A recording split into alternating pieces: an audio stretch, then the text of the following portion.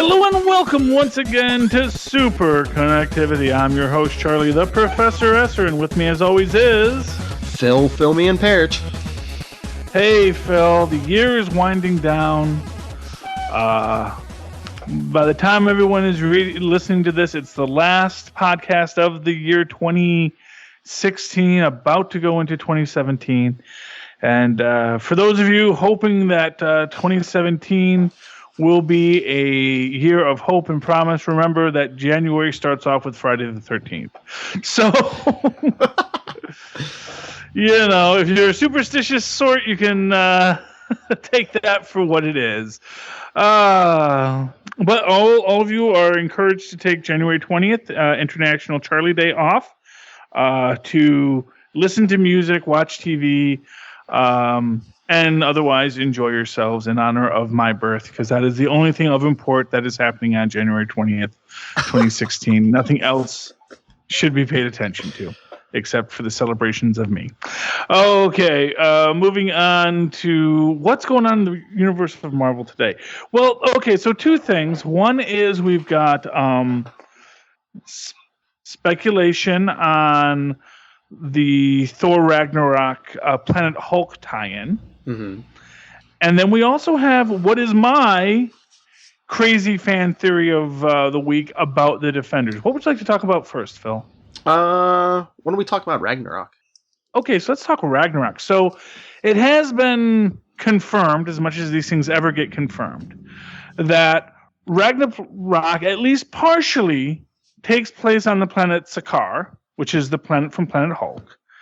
And that apparently the Hulk has been working as a gladiator on the planet Sakaar. Now, we don't know how he got to Sakaar. We don't know really anything about this yet. And that makes it very interesting to me, because there are a couple of possibilities. One of which is that Tony, perhaps in conjunction with General Ross, and maybe we will get a little, Illuminati scene there with just, maybe just Tony by himself with Ross and maybe some other ne'er-do-wells from the Marvel Universe, basically sending Banner on this mission. It's an interesting question, because when we came into Civil War, and General Ross specifically asks him, do you know the current whereabouts of Bruce? And we do get this silence. Now, and so it's this question: did Bruce and the General find, or did Tony and the General find Bruce and Planet Hulk him, where they sent him off somewhere? Although without having star drives, it doesn't really make much sense. Although who knows? Well, yes. who else has banished the Hulk before? Doctor Strange. This is true as well, and he will be in. Thor Ragnarok, he will be in Thor Ragnarok. So that is an interesting question as well. It raises a lot of questions. Then you also have the reality that the Grand Master is going to be in this. Mm. And I do think that makes a whole other level to this, because, we know that Loki is moving pieces on the chessboard. Mm-hmm. And we know that the Grand Master is up to something. Now, exactly what the Grand Master and Loki are up to is a question, and it makes you wonder if maybe Loki is responsible for the Hulk being on this world, or the Grand Master is responsible. Perhaps the Collector collected the Hulk, and the Grand Master put him to use. In their, is the Collector in Ragnarok? Has that been confirmed in any way? I don't know. I know he's going to be in Guardians too, but I don't know if there's going to be any tie-in there. It's interesting that we are getting this. That we've known we were going to be getting a Gladiator Hulk. At least that is what has been implied by certain Easter eggs at Comic-Cons. But now we get this very complex question of how he got on the planet Sakaar, because it certainly wasn't that Quinjet he flew off in. Because first, if nothing else, they say they found the Quinjet later. Yeah. So how he winds up on Sakaar is an interesting question, and it does. I have long theorized that Loki is responsible for everything that's gone on in the Marvel Universe. That Loki was the one who told the Red Skull how to find the Tesseract. Loki was the one who told Arnim Zola how to open it. Because one thing we saw was that people couldn't open it after him. That basically they could only open it once Loki was involved. Once Loki was there, he could whisper in everyone's ears, and suddenly the Tesseract was active. But without Loki there, no one could open it except for Arnim, unless, of course, Loki was there with Arnim. Because, of course, no one can see him when he's whispering in these people's ears. And we do know that Loki set up the whole situation with, taking over. Essentially, we know that when Thor is looking for Odin, as we saw in the rather ham-handed after-credit scene in Doctor Strange, we know that whatever is going on, Loki's the one who put it into place. Mm-hmm. And it seemed like Thor didn't realize that. It seemed like maybe Thor wasn't aware that Loki was the one who put who put Odin as a homeless person in New York City, robbing him of his memory and basically doing to him what Odin did to Thor in the first Thor movie, sort of sending him down to Earth without his powers and, in this case, without his memories. So it makes me wonder if maybe when Banner ran, if maybe Loki appeared to him and promised him a place where he could come to terms with being the Hulk, or and sent him to Sakaar. Yes, or maybe he was just maybe he was abducted by aliens. Look what happened to Peter Quill as a kid. That could be it too. Maybe someone needed a new gladiator, and I hear there is this great beast on Earth called the Hulk that I have heard from the Chitauri of this beast called the Hulk that will be the greatest draw. Maybe it was Mojo. No, Fox would have a word. Maybe about Mojo that. needs new stars. So that's interesting. It's all speculation right now, but speculation is going to start falling away because really interesting. Marvel and Disney are really ramping up production. Mm-hmm. Because we found out that not only is Black Panther starting to shoot in January, so is Infinity War. Mm-hmm. So Marvel is going to have two major productions going on at the same time. And, it makes me think that these things are going to be really strongly connected. Because I was thinking last time I saw a studio put forth like just doing that back-to-back shooting or even simultaneous shooting was, of course, Back to the Future. Now, it was because they just had to get it all out of the can before, Michael J. Fox said, I don't need to do this nonsense anymore. But at the same time, it is this idea that it is making this interconnected series of films that, Disney, for what it's worth, they had a great year this year.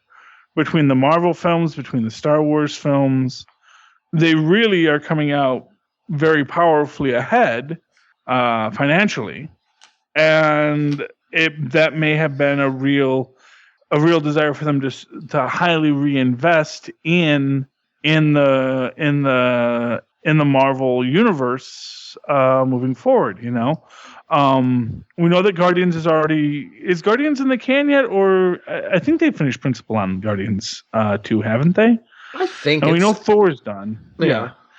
I know those are our next two films, correct? Is Guardians 2 and Thor, and then we're opening up with. Do we open up with Infinity War or Black Panther in 2018? I don't know. There's got to be a list somewhere. Maybe I'll look this up. Yeah. Well, the other interesting thing, and this is the big question, because we know that after Infinity War, we're going to get Captain Marvel as a film. Mm-hmm. And we also know that Captain Marvel is credited in this film, and I thought this was interesting because they list it's Brie Larson, I believe, is playing Captain Marvel.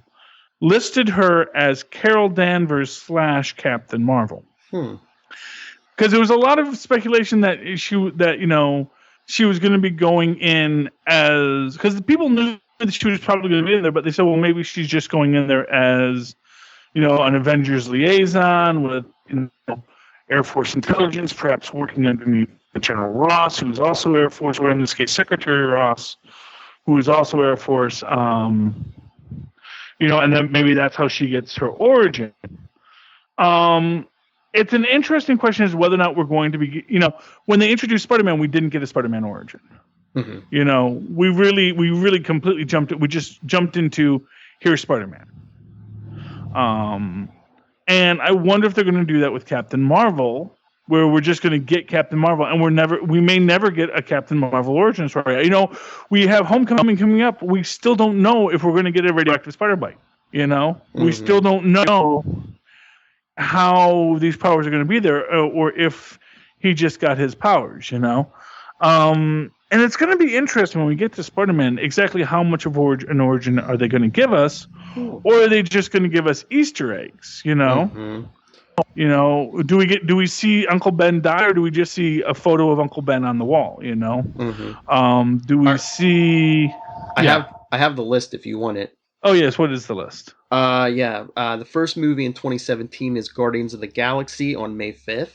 Mm-hmm. Then Spider-Man: Homecoming on July 7th. And Thor: Ragnarok is November 3rd.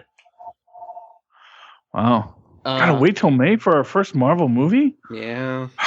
What's the world coming to? But I find it interesting, but you were saying 2018. Black Panther is first. It's February 16th, 2018. Oh, okay. So Black Panther is... Okay, so it goes Black Panther in 2018, then Infinity War? Yeah, well, there's a few, because May 4th is 2018 is Infinity War Part 1. Mm-hmm. And then in July 6th, Ant-Man and the Wasp. Oh yeah, well that one, I forgot all about it. Uh-huh. Yeah. And then this goes to 2019. Captain Marvel comes out March 8th, 2019, and then May 3rd of 2019 is the Infinity War Part 2. Okay, so fascinating. So we get Ant-Man and the Wasp and Captain Marvel between Part 1 and Part 2 of Infinity War. That is interesting. Mm-hmm. Yeah. We are wrapped with speculation on how Marvel is going to be breaking down these amazing stories. And at the same time, while they're doing all this, we also have a Defenders film coming out, or Defenders series, which and this is so. As usual, we get nothing. We know that, basically, you get all these speculations. And Sigourney Weaver, who we know is the villain of the piece of the Marvel of the Defenders film, she described herself as a nice lady. Which got everyone wondering, what does she mean she's a nice lady? And, I was thinking, okay, here's my crazy fan theory. Because, of course, for those who have not seen Luke Cage, or who maybe aren't listening to the Cage cast, spoilers for Luke Cage. There's a character in it called Damon Boone, who is the young, up-and-coming rising star in the Harlem political scene. Mm-hmm. And before the end of the series, he gets killed. He gets murderized by a Mr. Diamondback. But I was thinking, his name is Damon Boone. And even though we always call him Damien, his actual name is Damon Hellstrom. What if Damon Boone is Damon Hellstrom? And if you are Damon Hellstrom, son of Satan, coming back to life at the end of your erstwhile attempt at the rising to political power, would not only be not unheard of, but kind of appropriate if you're being an Antichrist pastiche. If 3 days later you rise again. So I was thinking of that when they killed off Damon Boone. I was thinking, this is a really great character. It's too bad they killed him. And then I think, wait, Damon Hellstrom, maybe Boone is his mother's name.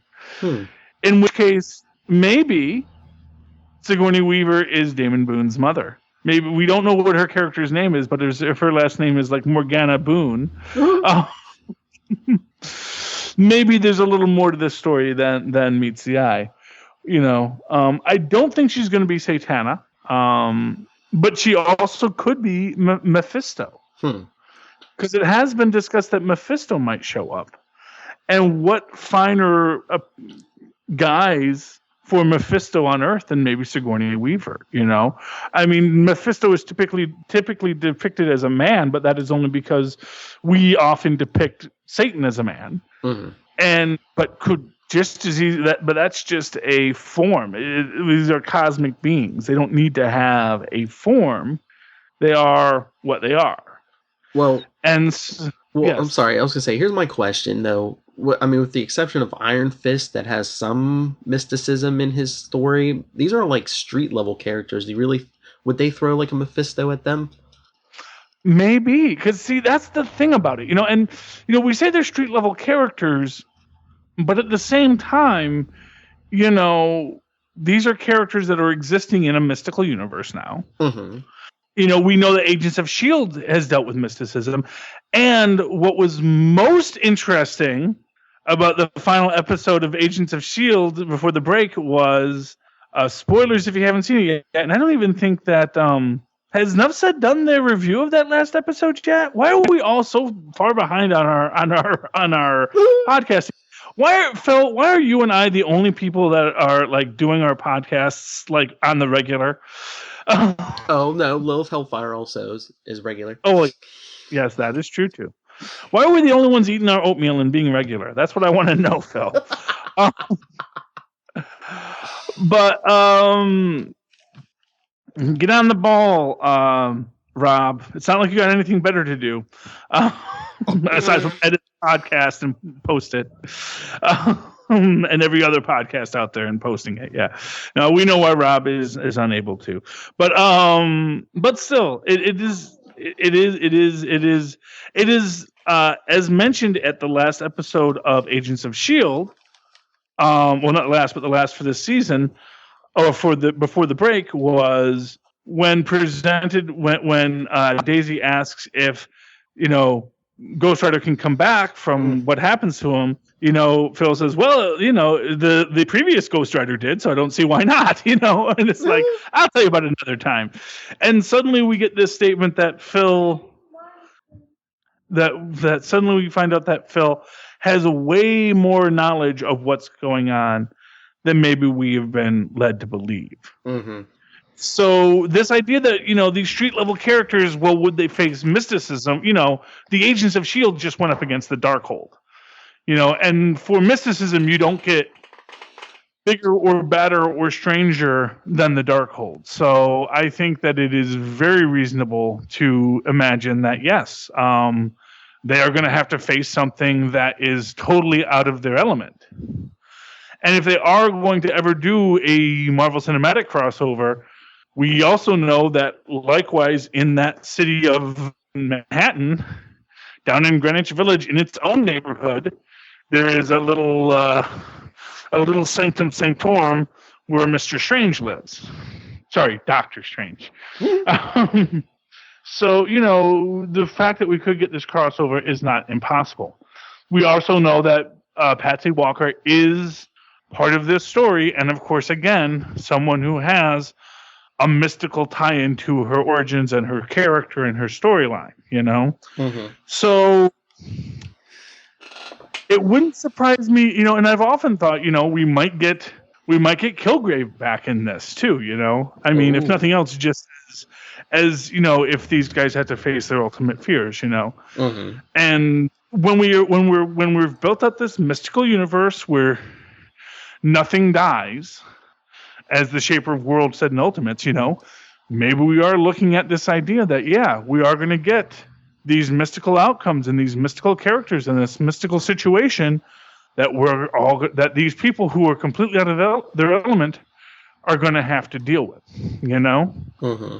And that's beautiful when you think about it, That's beautiful that you're going to have that idea that, one of the biggest problems in Luke Cage, if you want to have a problem in Luke Cage, it is this idea that, it's so much, 1970s Hulk at the start of it, where he's this guy who is literally unstoppable, and he's just throwing bad guys around, because there's nothing that they can throw up against him. It's not until Diamondback comes in and then piece by piece he builds himself into something that can face Luke Cage. But at the start of it, he's not. And that we go through that whole series to get to that. Now, once we open it up, we know that that's probably where we're going to wind up, is this idea that you're going to have a villain that can stand up to these guys. That is going to be something that is beyond where they're at, so that they have to step up their game. Because the superhero story is only a good story if the if the hero has to step up their game to face the villain. Yeah. Mm-hmm. I mean, that's why Lex Luthor is always a great villain for Superman, because he's someone that is approaching Superman in a way other than Superman is used to being approached. If you punch Superman, Superman can punch you back.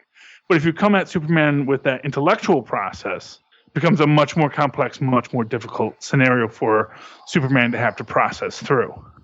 And so in this case, you take these guys who are these heavy hitters, these strong men, who now have to deal with the fact that there is mystical mind control monsters coming out of the woodwork in New York. Suddenly it's a much more interesting story to be played out. Oh yeah. Yeah, and so my theory is the nice lady Sigourney Weaver plays is maybe Satan. Satan? Could she be Satan or Mephisto? And she will be the mother of Damon Helst, or maybe Damon's father's name was Boone, and he had a child with Mephisto. Ooh. And raised young Damon Boone to be her emissary on Earth. And then when he dies, he comes into his mystical own. And the story begins with his resurrection. Damon Boone, now Damon Hellstrom. Son of Satan. Because he's still the son of Satan if Sigourney Weaver is Satan. That's right. Who's just a nice lady. So that's my theory, Phil. Do you have any crazy fan theories you'd like to throw out there? I don't know. That's a good one.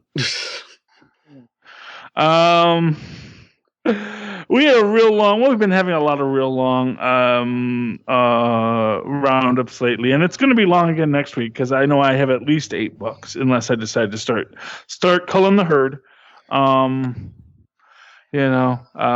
Which is so hard because they're not giving us any bad books to jump off of. Exactly. It's hard when you pick up a book and it's a good book, and it's like, oh, why couldn't this book have sucked so I didn't have to buy the next one? So let's close out our episode a little early tonight, so that everyone can get on with their New Year's festivities. Phil, if people would like to reach out to you, talk to you about the Marvel universe and the DC universe and their own crazed fan theories of all the things out there, and to you, our loyal letter writers, we know we are getting your letters, and they will get read on the air. We just have to find a day when we're not overwhelmed by all the other things, but they are coming up soon. So listen for them. How can they write to you, Phil? Well, you can always email me, nightwingpdp@gmail.com, and on Twitter, I am @nightwingpdp. And just check out all my podcasts and blogs at philparrish.wordpress.com or at southgatemediagroup.com. Okay, and of course you can write to me in the old-fashioned email way that is named for this very podcast you're listening to at superconnectivityblog@gmail.com. That's superconnectivityblog, all one word, gmail.com. And of course, follow me on the Twitters as we live tweet Agents of S.H.I.E.L.D. and The Incredible Hulk on MeTV on Saturdays at 7. And what else do I do? Oh, I do Legends of Tomorrow on the Legends of DC channel with Zachary Hare when we get around to podcasting that. Still got to talk about the Chicago Way, which we haven't recorded yet, but it's coming. Don't worry. You can follow me as I live tweet those shows at Charlie Esser. That's CharlieEsscr. Look for the 2 E's in the middle for quality. Okay. Ladies and gentlemen, thank you for connecting with us this week. Please connect with us again. Good night.